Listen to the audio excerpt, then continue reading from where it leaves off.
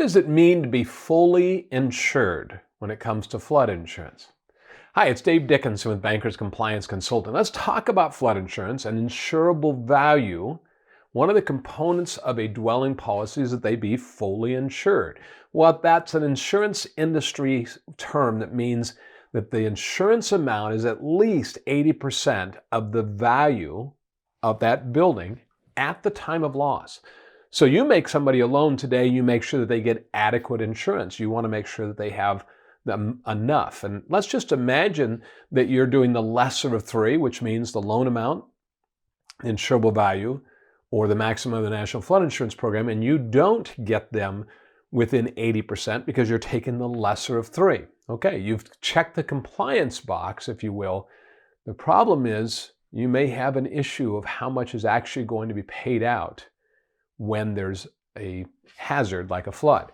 If they are less than 80% of insurance to value at the time of loss, then it's going to pay on a percentage basis.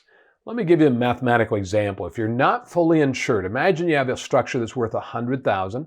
The coverage is $50,000. Why? Because maybe they're only borrowing $50,000, so they have a 50% insurance to value. Let's say there's $30,000 of the damage. Now you got a $50,000 policy. That should take care of that, right? How much will the insurance pay? You'd think $30,000. The answer is no, you have a 50% coverage. So you're going to get a check, or your borrowers are, for 50% of the damage, less the deductible that they also have. So in this case, they've got to come up with $15,000+ for your collateral to be put back like it was. Can they insure that? Can they handle that loss? That's something you need to underwrite and make sure. If not, you might want to make them buy more insurance than what is required by the regulation, because this really becomes a safety and soundness issue.